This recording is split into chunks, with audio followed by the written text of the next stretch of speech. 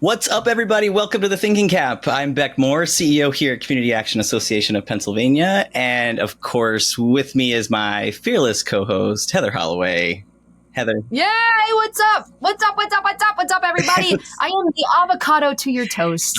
I like this one. We're gonna find it. We're gonna find one. That. Ellen, I used to be Robin and Batman. Now we need to get a new one. But anyways, back to you. So glad to be here, of course, always with a guest, with Heather.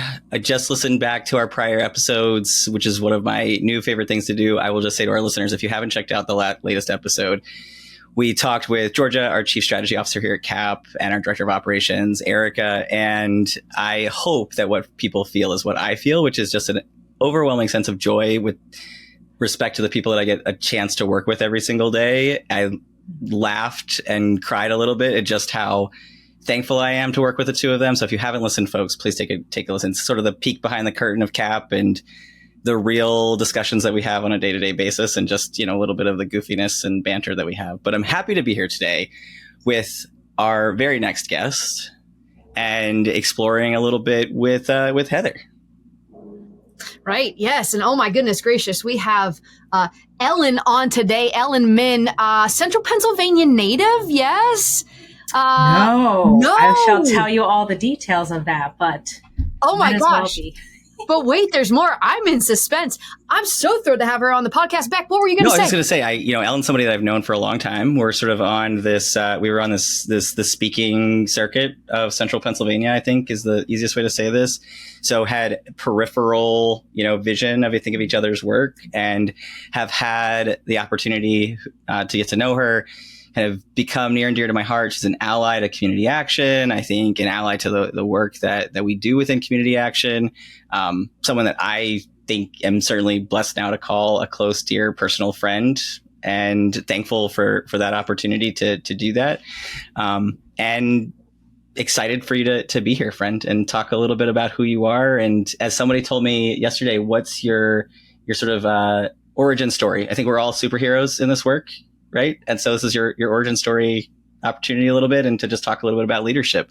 So we'd love for you to kick us off by just telling us a little bit about yourself and some perspective, I think, on, what you've come to learn a little bit about CAAP and our team and how you got to know us. Absolutely. So I always start off by just saying that I'm a first generation Korean American woman. And I think that is something that is so important for me and kind of guides everything that I do, because I think the best way to describe it is I always live kind of with a foot in two different worlds in multiple ways. And so that shapes a lot of my leadership. But Heather, I'm originally born and raised in Philadelphia. Hey, yes. You're the Fresh Prince. Yeah, actually in West Philadelphia, 63rd and Walnut, so not too far. So it was West Philadelphia, born and raised. And I found my way to the Central Pennsylvania area to go to, by going to Dickinson College. And so it was one evening where the beer, chicken wings, and stars aligned, and I sat next to who is now my husband at the Carlisle G-Man. And that's how I ended up staying here. I mean, he is just worth the stay. And I haven't gone back to Philly, and my sisters give me a hard time. They're all still in the area. But just a little bit about myself. Like I have grown to love Harrisburg City. I've been a proud Harrisburg City resident. I'm here in the house with my husband, Sten, my daughter, Ada, who's obsessed with K-pop and K-pop Demon Slayers. Come on, great movie. We just watched it. Shout out to the movie. I'm a fan. So good. Sugar Pop. Yes. And it just it's going to be on repeat in my house for too long. So, and then my other daughter, the youngest, Elise, who proudly owns the most advanced form of clip-on earrings in all shapes and sizes. And Mochi, my emotional support dog, and I am her emotional support creature. And also Mochi is a window into what I look like on the inside at all times, like constantly anxious, but I just look calm and collected on the outside. So Mochi's my inner window. But yeah, I am in the city. I love my neighborhood. I love being so connected to community, like looking out. I know all my neighbors, and my daughters go to the Harrisburg City School District, and I love the district and all the people within it. So very, very connected to my community. And fun fact is I'm always trying to find my next adventure to see if I'm able to feel fear, because I've jumped out of a plane. I jumped, off a building. I unknowingly swam in a lake in Tanzania that has crocodiles in it. And thank goodness I came out of that lake. But I do like zip lining, roller coasters, and I'm constantly just testing, like, I wonder if I could feel fear. So I'm always looking for my next adventure. Wow. That's something you I don't like. get that from looking at you. You don't get that from this girl's jumping on airplanes back. You know what I'm saying? But perceptions are something I love to explore, and like assumptions that we make about people when we meet them. And what are they like? I ask people, my audiences, when I speak, like, what's the music I listen to? What do I drive? What's my socioeconomic status? What kind of books do I read? Do I read books? What kind of movies do I like to watch? Like, what's my go-to activity? And it's always so interesting to hear what people will say based off of just very first pass, right? Like, you're standing in front of me. What do you think? Yeah. I'm Right. giving you permission, right? Yeah. Make the assumption, write it down. And if you want to tell me at the end, you can, or you can keep it to yourself. It's up to you. Mm-hmm. But, right, one of the things I share is that I ride a Harley, and most people are like, what? But jumping out of airplanes. I mean, I know Ellen, so I can't, that makes sense to me based on all the things that I know. But I know that for me, my risk tolerance has certainly started to go down. I am someone who used to do all of those things, but as I've crept past the 40 mark at this point in my life, I get far sweatier when I'm, thinking about the roller coaster and riding, Wildcat Revenge for the 15th time with my children in the very front seat. And I'm like, I really love this, but I also hate it. And I'm a little bit more nervous about the heights now. Yeah. Yeah. I also jumped out of a plane, Ellen, when I was 19. I probably wouldn't go today. So, yeah. So that's really interesting. You're pushing your growth edge on fear. How did we get there? Why are we doing this? I don't know. I think it's just, I've always loved adventures, and I think there was something very odd when people were like, you're not afraid? And I was like, no, I'm excited. And I was like, maybe that's a problem, or maybe it's just me. So I promise I'll let you know. Yeah. And I think that's what allows me to try things that are a little innovative or a little bit risky when it comes to even my own personal life or career, just like pushing myself, and I'm comfortable being uncomfortable. Yeah. Yes. And Beck, we want to get into this because you were just recognized and got a new position within the Pennsylvania government, I believe, that we want to get to in a minute. But let's backtrack, right, Beck? Yeah. Yes. Origin story. Yes, How did we get here? I also want to say I've also jumped out of a plane. I think it was for my 35th birthday, if I'm not mistaken. There's a picture of me somewhere on Instagram that's circulating. We'll have to talk about this offline, but it was quite a terrifying experience. But I would say that for our listeners, right, like Ellen and I have this, different type of relationship than what maybe a typical guest of ours would have, but would say that she's really, I think, chosen family of community action for me and my chosen family as well. But I would say that you just love life. You just live life, and you want to experience life to its fullest. And that's my takeaway about why that doesn't surprise me. So I don't know if that resonates with you, but that's the way I look at it. Absolutely. And that's kind of like how I love life. And I also am really drawn to spaces, places, and people who I feel I have a deep connection with. And that's how I found CAAP is work in the community. But I attended the first CAAP summit, and I attend a lot of summits, conferences, workshops. And I came out to this one seeing that two of my close friends and rock star leaders were presenting. So Hattie McCarter and Esther Castillo. And I thought, okay, I want to support them. Here's a great summit. But this was unlike others. There was a vibe. The content was pushing the edge into what people needed to say and hear, and conversations that needed to take place. And it was such a great space with attendees who all came together because they were ready for that. And so the first time I saw you, I know you were probably like, whoa, because I came in, I'm like, hi. So we're going to have to take a picture.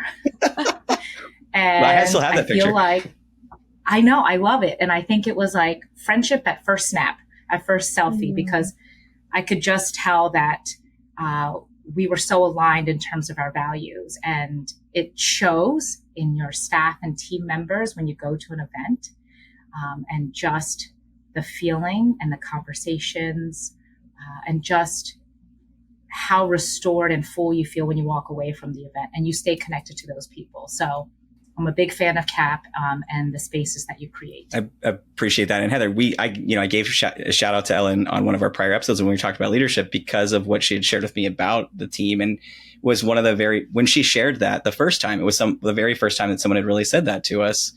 And so I took that to heart and have said that to the team over and over again. So appreciate you sharing that directly here today. All right. So Heather, kick us off with our first official question of the episode. Take us away. Yeah. All right. So now we know that we were born and raised in West Philadelphia, but Mom didn't say come to Central Pennsylvania. You did. And thank goodness you did. So, but it looks like you started your career out teaching in Central Pennsylvania. Can you take us through sort of your journey? The title of this podcast is, everything I learned about leadership, I learned from teaching. So I want to know, take us back there. Absolutely. And I'm sharing some photos that I put together. And for those who are listening in, I'll just kind of describe the photos as I go along. But really my journey began in Miss Nataloni's fourth grade class. So this is Bywood Elementary. It's Upper Darby outside of Philadelphia. And you could see her on the right. She's an amazing gray suit, long hair with the great bangs from, clearly representing the 90s. But Miss Nataloni was the teacher who made me think, I want to become a teacher. And that's because I remember the exact moment. I did a report on sea otters. And I worked really hard on the cover, and I drew a picture of a sea otter. And the comments that she gave and how she pulled me aside and complimented me. And it seems like a very small act. But I did not, even though I was born and raised in Philadelphia, I didn't speak English as a first language. And in these photos, you can see my grandparents raised me. My father and my mother worked a lot. They worked in a fiberglass factory, running bodegas, lots of different jobs to just keep things afloat. We grew up in poverty. I actually grew up in a senior center where my grandparents were living. My father begged that senior center to let us live there so that we had childcare access. So when I think back on it, I realized I was like, oh my gosh, there were no kids in my childhood. And it didn't dawn on me that it was a senior center till I was an adult. My father was like, and I was like, no wonder my memories were filled with all of these elderly folk. And it was because my grandparents took care of us and raised us. So I was only speaking Korean in the home. And the picture of me, there's a picture of me where I'm, oh gosh, I'm like the sneakers with the dress. But I look at that photo, and that was one of the core memories I have of being sent into daycare. It's called Care Bear Daycare. And that was the first moment I realized I didn't speak English, because a teacher was speaking to me and all these kids were speaking to me. And it was not the language that I heard. And I had gone from the apartment to the Korean church, to the Korean supermarket. And so I have a memory of just sitting in a corner in tears and just in shock. And so with all that said, when I go into a classroom like Miss Nataloni's, and she is giving me this feeling that I can write when I struggled, and I was an English language learner. And I still remember going to an ELL class where it was a puppet named Zoe. He had no eyes, a bald head, like a big bulbous nose, and wore a yellow raincoat and had a dog for a sidekick. I was very afraid of him. I don't know. I was like, why does he have no eyes? But I remember being scared a lot in school and scared to learn. And I didn't really understand what was going on. And it was finally in her class where I felt like I can write, I can read, I could go beyond what I thought I was capable of. And she provided that. not just in content, but in the way she was relational with students. And so that's why I was like, okay, I felt seen, safe, cared for, and I was loving learning. And that's when I said, I want to do this. I want to become a teacher. I came home to my parents. I was like, I want to be a teacher. And so Dickinson College had an incredible program called Teachers for Tomorrow, where I was able to, pay next to nothing to go to Dickinson because my parents could not afford it. And it was the idea that they were bringing up educators to go out into the community and spread their wings and fly, especially if you didn't have the opportunity to do so. So from there, I taught at Cumberland Valley, John Harris, Hershey High School, Commonwealth Charter Academy. I was everywhere teaching high school English for 13 years. And then it was at Commonwealth Charter Academy, I realized a lot of my students were opening up to me because they found out I'm Korean and they said, I want to go to Korea, or I'm going to Korea. I'm saving up to go to Korea to have surgery to transition. I was like, oh, interesting. And I didn't put two and two together, but I had so many students attending this cyber charter school. And I'm going to flip to the next slide here. This cyber charter school in order to transition out of the public eye. And in that space, I was learning from my students that they said, hey, you're using a name that I was wondering if you could change my name. You're using pronouns. Could you change that in the system so that when other teachers are calling me, that's reflected? And when I was realizing the systems were not set up to support all students, then I went to the CEO and said, hey, I'm noticing there's a lot of students. I'm checking with other teachers, and there are lots of students who are currently in transition, and cyber school provides a safe way to transition out of the public eye and also to be with family and to get that care. And that's when the CEO was like, okay, we'll do something about it. You want to start a DEI council and start to educate other teachers? I will support you, put together a council. And that's my first leadership journey. Is like, wait, you want me to do what? And I thought, I don't know if I can do this. And so I leaned into my fear and I did. And that's what kicked off my leadership journey. So in this next slide, I have on the top left is a photo of my classroom at John Harris High School. And then I have, a bulletin board I made at CCA for the classroom that I had. I had a sidewalk welcoming students and then me with pom-poms when I became a head of school, because the idea of like, oh, I've never ran a school, but now I'm going to lead a school. Like that fear factor. I'm like, let me lean into that. I'm afraid, but I still want to experience life. I want to see if I can lead this school. And so it was that foray into leading a council and creating equitable belonging spaces of belonging for students that I said, I want to do that in an entire school. And then that led me to equity work, which then led me to a position of, chief equity officer. And so, it was kind of baby steps that led me to that.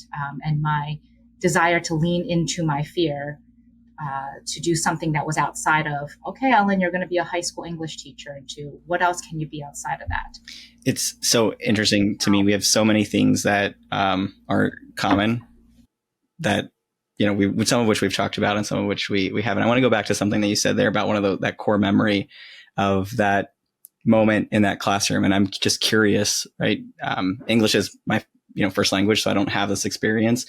When you think about that memory, and memories are so interesting, right? Because sometimes like a certain smell will bring back a memory for me, even like not even the same setting, but the smell of that room will bring back a feeling or, a sensation or a person in particular. And so, and sometimes I try to think about things and I have no memory of things that I should have memory about. And that's, my trauma speaking. I know that. But I'm curious, when you think about that memory, can you hear the sounds of what, you didn't necessarily know was happening? Or is it the feeling of being in that corner and sort of isolating yourself because of what was happening and the lack of understanding of the language?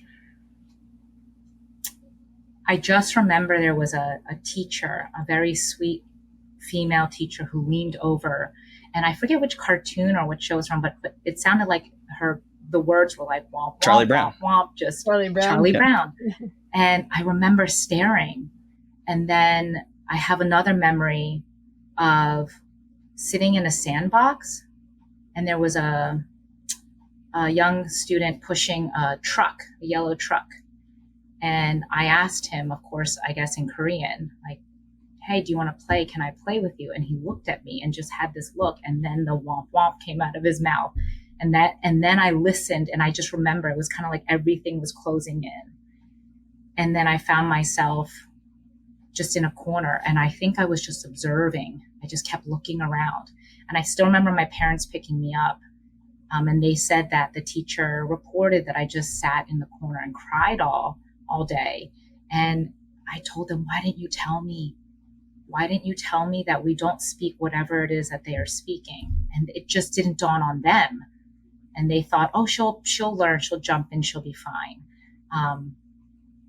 So those are the strange snippets that I have. Thank you for answering that. I appreciate it. So I was also a teacher for a short period of time, but opposite experience to you in that I chose to become a teacher because of a really terrible example. I had two really phenomenal teachers. I went to a very affluent high school, and was not one of the affluent kids that went to that school, but had the benefit of having an education that there was interesting dynamics at play. So we had an integrated English and history class.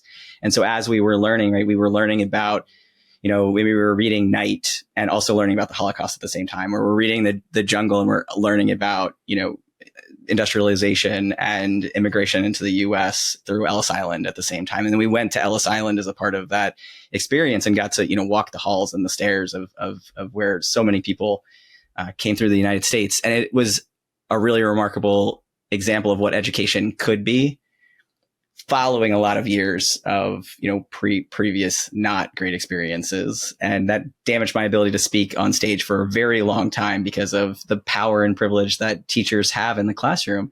And we talk about this a lot in workplace culture conversations. And I think we have on the podcast about, right, supervisors are in a place of privilege.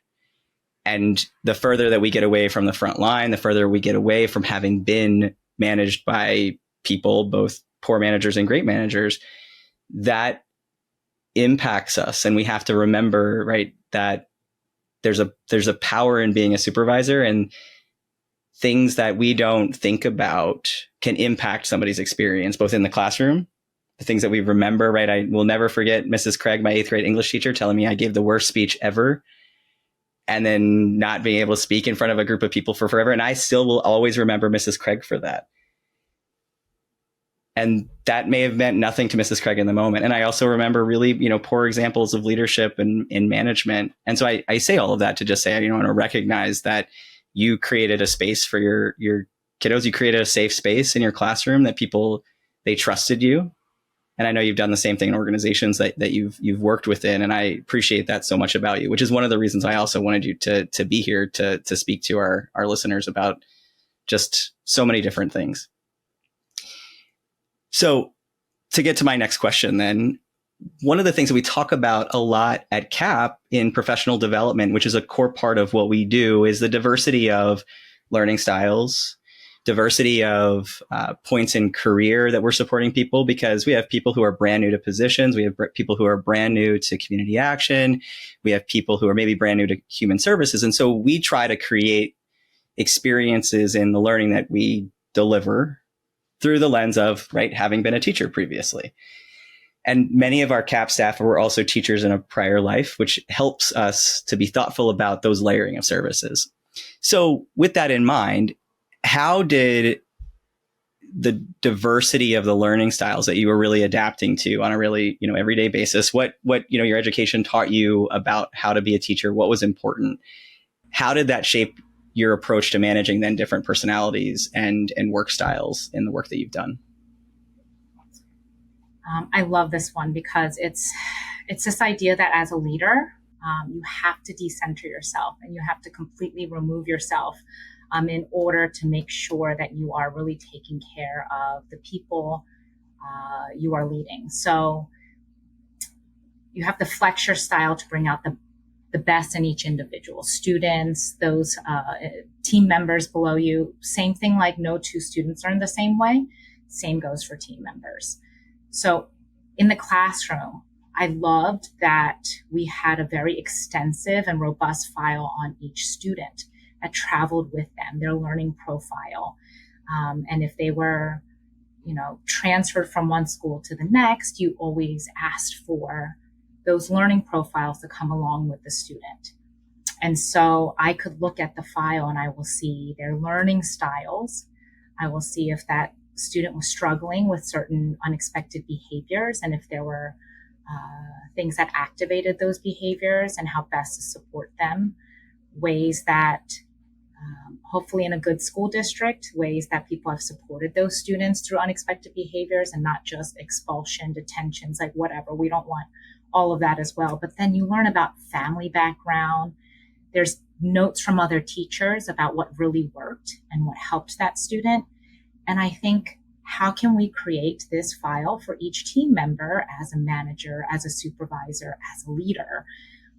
And so when I stepped into leadership, I thought, this is what I want to do, like a personalized learning plan, like a PLP, but for employees. So even if it's at the kickoff ceremony for when I was the head of school, I asked all my teachers, like, it was fun. Let's do these different personality tests, learning style tests, how you communicate, and like something easy like the color code.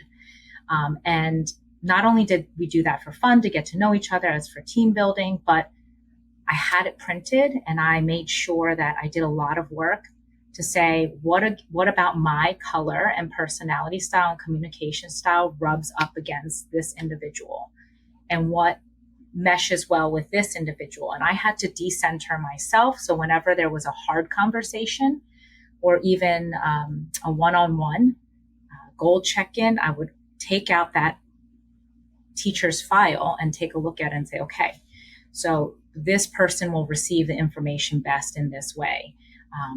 And also in the file, I take lots of notes too, is that I would ask teachers to fill out a form to let me know their favorite things. What salty snack do you like? Yes. We talked about this. What sweet snack? What beverage? What do you like to do for fun? And it gives me like an insight into them as a whole human being outside of what I'm extracting in terms of what they're doing for the organization. It's like, I want to know about you as a human. And then the more I learn and the more they're vulnerable and open up to me about things outside of what they do in the classroom, I make sure I take mental notes. So, and we do this with students. Like I had a really hard day with mom. The next day you check in like, hey, how was yesterday? Did you and mom work that out? Same thing with staff members. You check in, you ask. You make it a point to know the names of pets and kids and cousins and aunts. And when something is revealed to you that is precious and that was given to you as a gift, you put it away in the mental or like physical file, and to make sure that whenever there is an opportunity to lead, you get as much of that whole person in front of you as you lead. So that's been so helpful, is making sure that I keep that PLP, personal learning plan mentality for all of my staff and employees. Yeah. I love this so much. Beck, you taught me the favorite flavors and stuff, so that we put that in Holloway Media Services. So we have a little spreadsheet, birthday, anniversary, kid's birthday. What do you love? What don't you like? All that. And it's really helpful come time for a work anniversary or a birthday. But what would you say to a manager listening, or a leader right now, or an executive that's sitting here stressed out, overwhelmed, burnt out, and we're like, oh, we need to remember more things. Now, I love that you said, print out and have a file. And the other thing that's coming to me is, we're not leading every single second of every single day.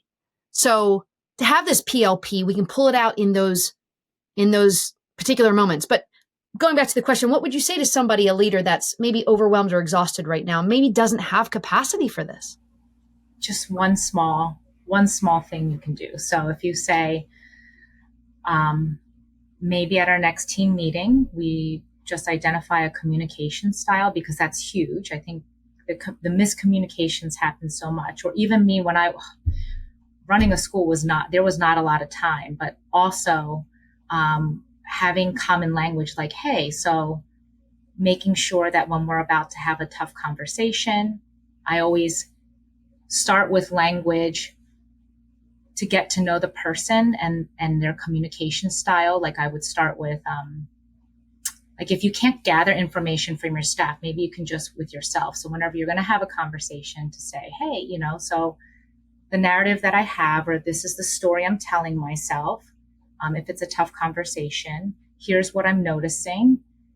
I would love to see if you can revise that for me. So being overwhelmed, but taking control of the language that you use so that you can open up dialogue and conversation to hear the other person, to see if there was a miscommunication. And also starting with one small thing, like maybe at the next meeting, we'll just say, hey, everyone, I would love to do this small thing to understand your communication style, and then tuck that away. But you don't have to know all of the things. Yeah. It's a little bit each step. Well, I think to that end, one of the things that, you know, I know we've talked about before, Ellen, is the small incremental change creates large change. And so you take, you know, you're going to take, when I speak about these topics, right, you're going to pick one thing, just pick one thing to implement, just one thing.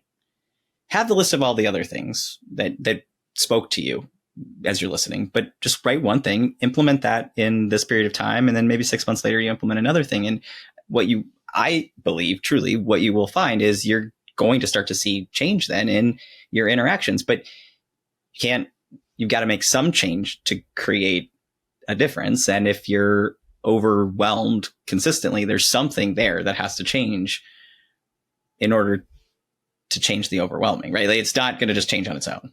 That's not going to happen. So we've got to shift something. So what's the small thing? The other question that I've thought about this a lot in how I want to explore more workplace culture presentations is the idea of trying to figure out, going back to this idea of the PLP, right? How do I show up when I'm under pressure or I'm overwhelmed or I have conflict, and understanding that about people? Because for me, I shut down. I shut down hard. I'm not going to be responsive. Particularly if you come at me hard, if I'm already overwhelmed, I'm going to shut down. I'm going to process how I feel, and then I'm going to ask you to speak about it. And then you may not be in your best place, you know, for you to receive what I need to say. But, you know, that is absolutely childhood trauma that's going to show up in that way, that I just don't yell at me, don't come at me hard. I'm going to shut down hard. And that question, I think right now, particularly at a time in human services, which, you know, most of our listeners are in that field, the pressure that we feel with funding changes, with shifts in how we have to manage our programs and all of those things, particularly as leaders, I think we also need to be able to effectively say to our teams, if you see me in this way, this is how I'm showing up. You need to understand that it's not a reflection of you. It's a reflection of I'm under a lot of pressure. And we have to be vulnerable to say that so that our team understands whether or not we're ready to work through something as well. Because just like I want to give people space to make sure that they're in the right headspace to hear something that I need to say that might be hard for them to hear, I also need to make sure that they know that I am either not or am in the right headspace to receive or share back or talk through something.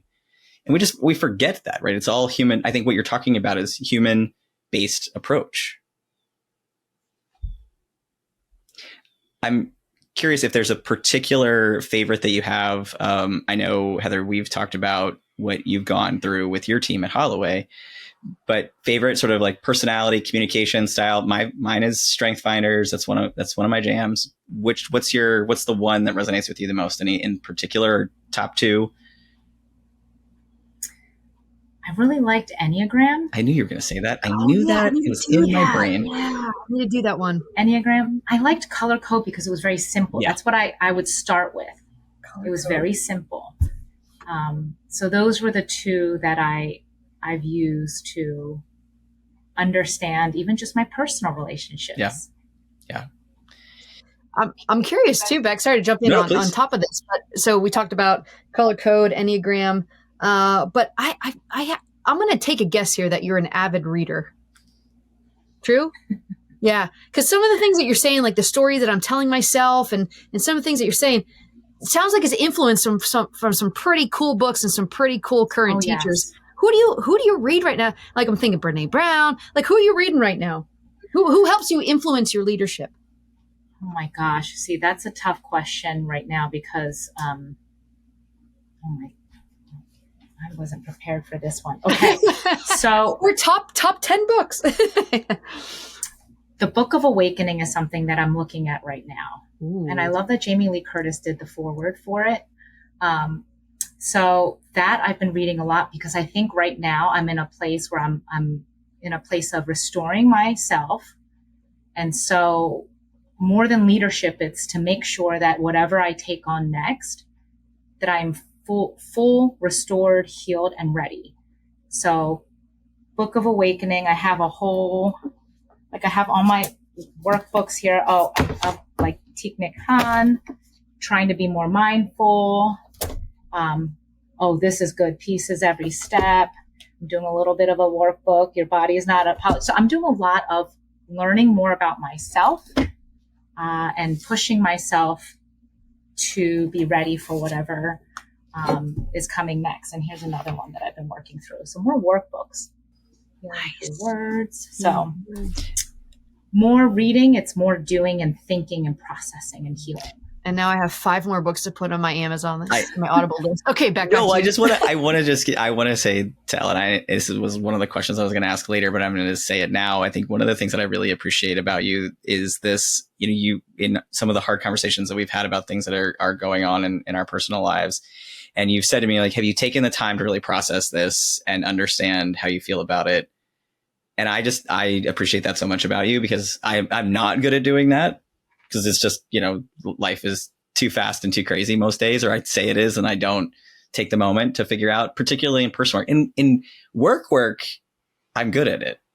And I was saying this to somebody yesterday. I was like, when I think about the priorities of my life, I often think about work as the top layer of priorities. And so then that's how I prioritize how I deal with things. And personal life is equally as important, but I don't take as much time as I should to process those things. So I appreciate that you are very good at processing how you're feeling, what you're doing, to think about those things. It's not as easy for me at most days, but I love that you gut check it. So just going to give you that to receive however you will, to use a Heather-ism. Love it. So let's talk a little bit more about how then classroom culture sort of influenced the way that you build team culture a little bit more. So you talked about kind of that individual relationship piece. Let's talk about the whole then, and anything you want to lift up about the crossover from classroom to work. Yeah, I absolutely use everything I've used in a classroom anytime I bring into a workspace, whether I'm facilitating a meeting for a volunteer group, or if in a leadership position, just any space I come into, just like a classroom where students want to feel seen, safe, and valued. That's everyone. We all want to feel seen, safe, valued, connected to the people, connected to whatever the task is, whether it's mission-oriented, project-oriented. And so the way I build that is always human first. So whatever space we're in, I always do a check-in. Sometimes I'll use visual. Sometimes I'll do a simple, are you putting your hands up to your forehead? Are you high capacity, filled? If you put your hands by your nose, you're kind of middle. Underneath the chin means you're depleted. I like to always ask, I don't know what happened right before you came into this meeting, what happened last night, in the morning, this week, this month.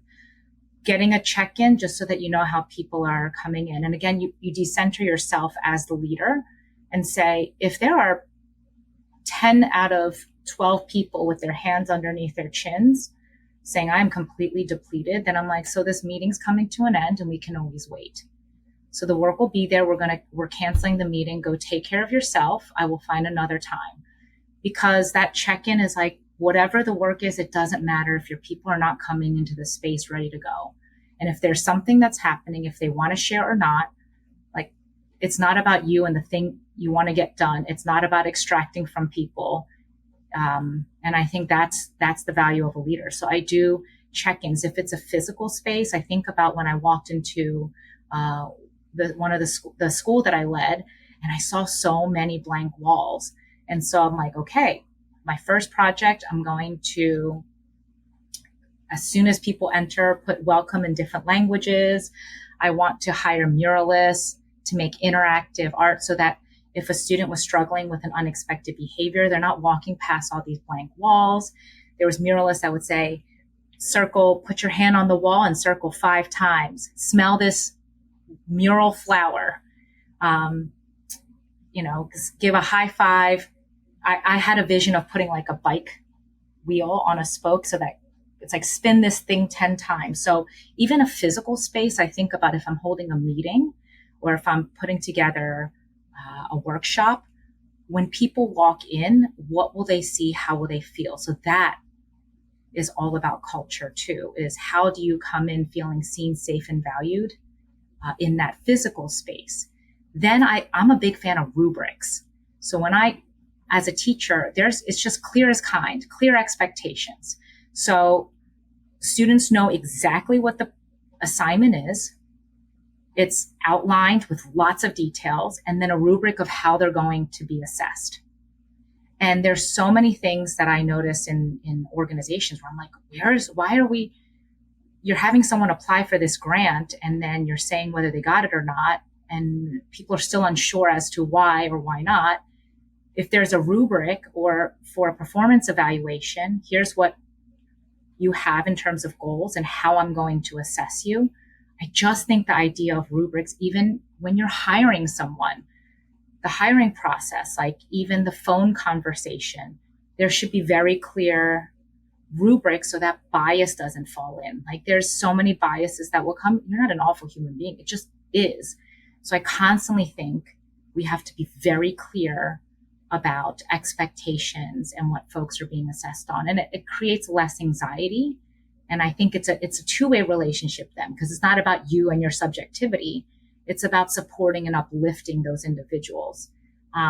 Classroom celebrations. Oh my gosh, we celebrated everything. I loved it. If somebody lost a tooth. Oh my gosh. The best is like at the school, everybody wanted their tooth to fall. They're like, Mom, Dad, I want my tooth to fall out at school, because you came down. Everyone in the office were like, a tooth came out. Woo! You get a necklace with a tooth in it. You hold the tooth. My son's school does this, and I love it. Yeah. That's awesome. It's amazing. Yeah. Where are the celebrations in the workplace? We're here to experience joy together. Yeah. We're walking everybody home together. Let's do this. I love that. So in the workplace, everyone's like, we're really going to celebrate that we just finished it. I'm like, absolutely. Even, the smallest things that we've accomplished as a team, it's time to go celebrate. Or it's time to go to that spreadsheet and look at the sweet and salty snack and do a kudos to someone that's very small but meaningful, and to celebrate. I just say, like a lot of teachers say, there's some teachers who are the sage on the stage. They say, oh, this is my runway and it's all about me and I'm speaking and I'm speaking and I'm speaking and I'm speaking. If you walk into a classroom and the teacher is barely speaking, then that is an effective teacher. They are facilitating.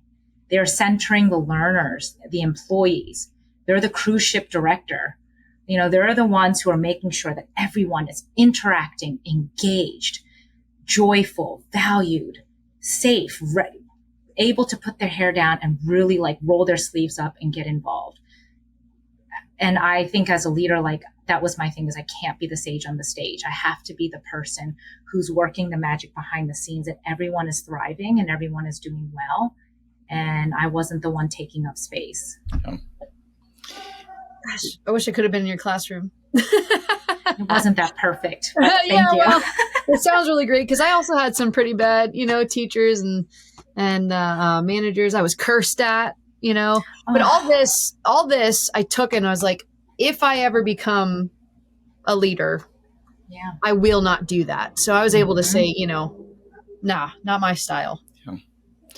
I love the celebration of joy. I used to have there was a fund development director at an organization I worked at for a while. And prior to her getting there was not, we were raising dollars, but it was not nearly as robust as what this team made it end up being.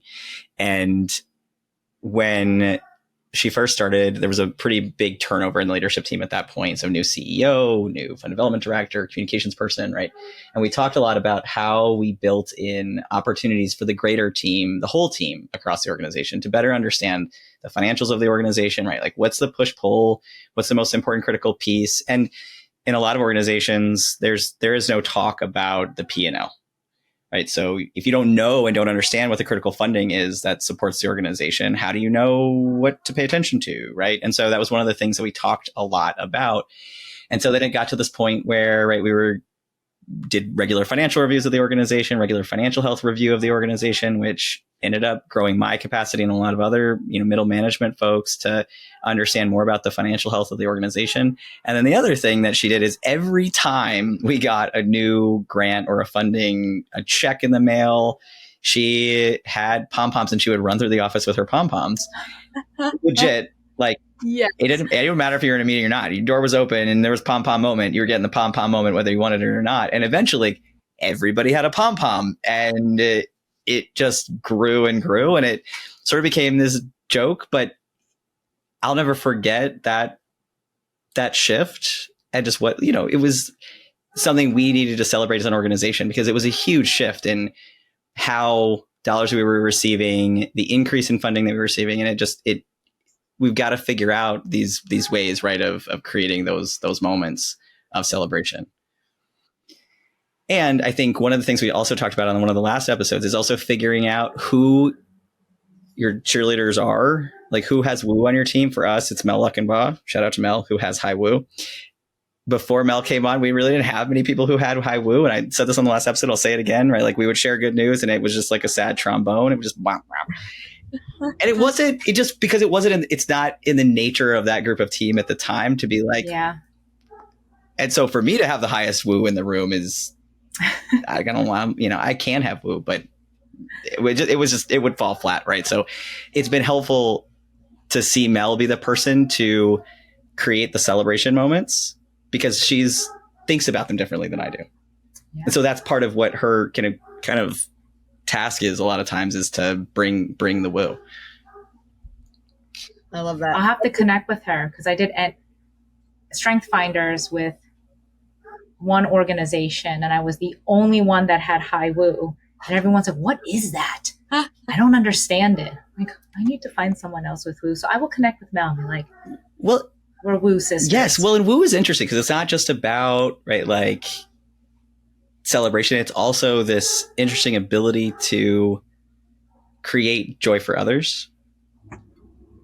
And I think that's the part of woo that people don't often understand enough about. It's not just about like, she's always going to be the person to just be like, woo, literally woo. But then there's also this other, I think, unsung part of it that helps to create the rest of the team. It carries the woo through the rest of the team. Yep. Which is a cool thing to see. All right, Heather, do you have another question? No, I think we've said a lot here. I think maybe another question or a final question would be, how do you, and we kind of touched upon this a little bit, but we do talk about a lot of well-being and stress reduction, and that's the platform that I stand on. So what do you do to relieve the pressure, maybe when it can feel just a little too heavy on your shoulders? I take lots of walks with my dog Mochi along the riverfront. And I do that not only because she and I process well with walking. Now I'm speaking for Mochi, but I feel like when she's overly anxious, I'm like, we got to go for a walk. But I get to see, like, be connected to nature while living in the city. So I love seeing the river change from the winter, the chunks of ice, to the flowers that grow, the people. We don't know each other's names, but we see each other. Like, I know if I go running in the morning, I know like the 7 a.m. people versus the 7 p.m. folks. I love walking around the neighborhood and saying hello to everyone who's out on their steps, out on their porches. I love to see the decorations change. I just love being connected to the space and the people who are just directly in front of me. And so if it seems like the world is literally and figuratively on fire, and there's so much that I'm overwhelmed with, that walk really grounds me because it connects me to the people right in front of me. And as a leader, like, there's so many times that I would do that same for my mental health. I'm like, I'm going to leave this office. I'm going to go visit the preschoolers. I'm like, what are we doing? Like, we're playing with Play-Doh. I'm like, let me play. And they would teach me how to have fun and find joy any time of the day. And so that's me, is just that well-being is get out and be present with the people and space just directly in front of you. Love that. And community. And what was that? And community. I'm all about community. And one of my happiest places, it's called Happy, is Harrisburg Asian American Pacific Islanders. It's just a very organic community that was built on the idea of finding belonging, joy, and community with one another. And it's just, let's get together and eat, let's get together and roller skate, let's get together and whatever, play, be with each other, and connect and talk about things where there's parts of our identity that might not be seen other ways. This is a space that I could bring that out. So that community aspect is so important. Get in where you fit in. It's true. Yeah. I lived in Midtown for a little while in Harrisburg and loved, I don't think we give the Riverwalk enough credit for what it is in Harrisburg. It is a really beautiful place that, honestly, the sunsets are always pretty spectacular. So if you've not been to downtown Harrisburg and experienced that, would I encourage you to, take a little bit of a walk. It's a great spot. It was one of my most favorite things about being downtown for that short period of time. Yeah, it really is. Yep. You have the water, the trees. Beautiful. So I have two more things that I want to lift up before we wrap up then. And if I may, I would love to ask you the question. So I know that you're transitioning from one role potentially to another. And I just want to ask the question for folks who maybe are about ready to think about a transition in their career, or are about to take a leap, or find themselves ready to start something new potentially. Any advice that you might give to people, or things that you want to lift up for those that might be listening? Yeah. So I would say during this time period, I gave myself a lot of grace. So whatever I was feeling in the moment, I allowed myself to feel that. So I didn't deny any emotions. I didn't label them. There's no good or bad emotions. I would feel emotions, and I would give myself, as I wonder, and I would stay curious, why am I feeling this? Even if it was leading to me wanting to be fetal position on the couch, doing some couch rotting, maybe some crying, some binge eating some cheese curls till my fingers turned orange. There was no guilt or shame. Maybe not peaceful walking with Mochi, but Mochi, we're going to go rage walk. And just let myself feel the feelings and then stay curious. So that way I didn't bury anything. I didn't pour more shame on myself. I just moved through the emotions. And that was really, really helpful. And then I leaned into, I am not a good rester. I'm constantly there's a term in Korean.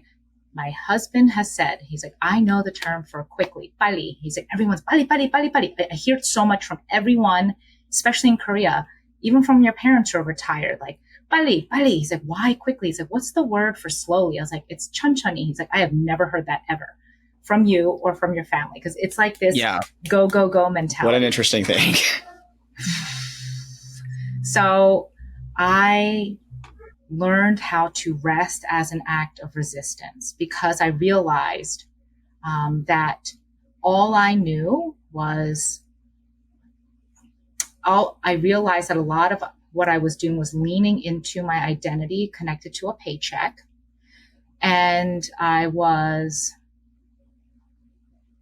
so used to the culture of extraction, extracting my skills and extracting what I can do towards, I don't know if it's goals or a mission or whatever. And so I thought, what does it look like? And who am I when I am not being extracted, and when my identity is not tied to a transactional paycheck? And so I listened to an incredible podcast by Michelle Mi-jung Kim. I'm going to forget the title of it, but it was basically who am I without my job and what I do? And it was incredibly helpful, and it really reframed what I was going to do during this time of transition. And I know that is a privilege, because I know sometimes rest is not an option. But I try to lean into as much rest as possible and self-processing. And then last, if you're in transition, of course, there's job searches and looking and networking. More of that, I wanted to lean into these three things. The next thing was community.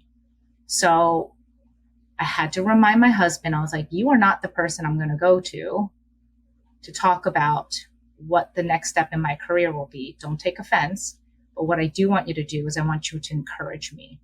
And when I come home and if I'm feeling defeated or if I'm going through some emotions that are difficult, just love on me and be encouraging. But then I knew the people I would go to say, I need to pick your brain about this thing, or can you please help me with looking at my resume? So I have all these amazing people and their superpowers.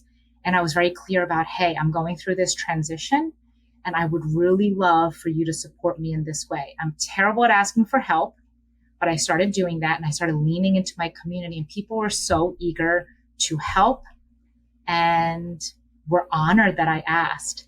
And I'll just add one more. Find joy. So I learned how to play pickleball, and I started hanging out with friends playing pickleball. It was one night I set up a volleyball net and dragged my kids out and some friends out and we played volleyball. I tried to get you out, Beck, but I went and sang karaoke. I went dancing. When do I get an invite? Next time. Yeah, I feel like I'm high on the woo scale. I'm with you. I'm not allowed to play. I'm not allowed to play volleyball, for the record, because that's how I tore my ACL a year ago. But if I'm available, I'm going to be there. Yeah, and there's so many things that I said, even if I was feeling really crummy, I was like, I'm going to try this new thing and be in community, because that's what I needed, and to find joyful moments. And so even in that sometimes icky spots, I was able to come out and say, no, I'm going to find joy in these moments. And I'm so glad that I did. I appreciate the vulnerability to answer that question, and just appreciate you sharing all of those things. I think it's important for people to hear. And so I appreciate you answering, and just want to acknowledge you certainly didn't have to. And I just say that out loud. I know for me, periods of rest are hard for me too. There's a feeling of guilt, right? About, I go fishing. It's one of the things that really helps to disconnect my brain. And a lot of the things that I do for my quiet time, wellness opportunities, they're things that are isolating activities, right? Because I need to quiet. It doesn't necessarily mean the activity. Like I ride my motorcycle, that's not quiet, but I'm by myself in my thoughts. My wife will ride with me, but generally it's something that I'm just focused on the task at hand. But what I found recently when I go fishing is, one, my son wants to come with me, which means it's not quiet. And secondly, that I'm starting to run through the tasks in my head, which means that I'm not doing enough of something to balance the quietness in my brain. And so I don't know if that resonates with you, but the guilt sometimes is what overpowers the ability to break, to go do something. I have one more very important question for you that I don't know the answer to. Okay. What type of dog is Mochi? I don't know this. Our inquiring minds want to know. Yeah, we need to see a picture of Mochi. We made it up. She's a rat choodle. Oh, yes. I did know this. Yes, I do remember asking this now. Yes. Rat terrier, chihuahua, mini poodle. So we're like, we'll call her a rat choodle. And I love her, even though when I brought her home, my one neighbor came out and said, "Are you sure that's a dog?" I'm like, yes. It's like, I think someone scammed you and sold you a furry rat. And I was like, I like that. She looks like she's been through some stuff. It's okay. I had a Chihuahua that her name was Boop, and she was when she passed, she was 17 years old, and she was a blue Chihuahua. She was gray. She barely had any fur, a heart murmur, no teeth. And similar, like she had been a dog that had been bred for a long time. So she had some other things that were problematic for her, but poor girl, like she was my emotional support, and I was hers. She's I used to call her my little hot water bottle, just, cuddle her up at night, but she had been through some things too.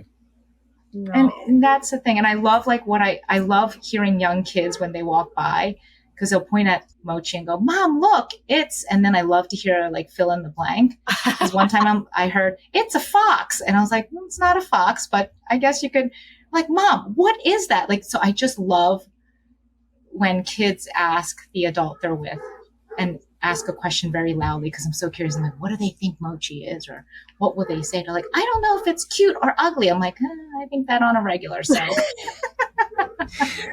that's awesome. And listen, if you're listening, we will post a photo of Mochi on CAAP social because Mochi needs to be the mascot or something. We need to see Mochi. Yes. Mochi might have an appearance on some swag. I'm just saying, like, she may become wait, I don't know Mochi's pronouns.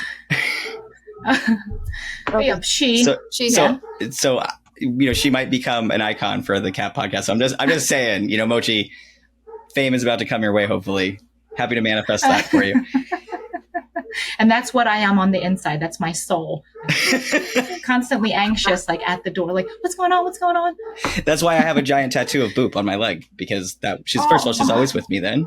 And that's how I feel on the inside similarly. So yeah, we have that in common. Yeah. Boop was my, my spirit animal, I think. Oh, Boop. May she rest in peace. Well, yes. Look, I really appreciate this episode for you taking the time out of your wild schedule, I know, and just speaking about all of the things. I know that this will resonate with a lot of folks, and just I appreciate you so much. Is there anything else that you want to share at all to say? I want to celebrate your appointment to the Women's Commission, the Governor's Women's Commission for Pennsylvania. Absolutely. No finer picked. I'm very excited to do some meaningful and impactful work, and just to be in the orbit of so many incredible leaders in the community all across the state. So I think I will just by osmosis gain more superpowers. Amazing. I love that. To have you there. Now, I know you're an adjunct professor, adjunct faculty for Elizabethtown College, but how else can people work with you? Oh my gosh. Find you on LinkedIn, email. Yeah, you can find me on LinkedIn, email me. I have a website, but yeah, there's so many people who reach out. I am a bridge builder, collaborator. Anytime there's an opportunity to partner and get together and put our minds together, I'm there for it. Great. We'll put all that in the link below. Absolutely. And I will just say to our listeners that if you want to connect with Ellen, please email info@thecaap.org, CAAP.org. And we're happy to connect you. She's a great speaker about a lot of different topics. So if you are interested in getting connected with her, you can always reach out to us if you can't find her, and we'll make sure to connect a great connector to other people. So thank you again. I appreciate you, Ellen. Happy to see you soon. And Heather, thank you for being my avocado to my toast, as always. You got it. It's easy. We're spreading it like butter. Ellen, this was amazing. Thank you for leading in the way that you do and showing us how to do it. Absolutely. Thank you. Thank you to our listeners for joining this episode of the podcast, and stay tuned for next time. Find us again on the Thinking CAAP. Thank you for being a part of this episode of the Thinking CAAP. Check the show notes for resources and links to other episodes. And don't forget to subscribe and follow to be notified when new episodes are released.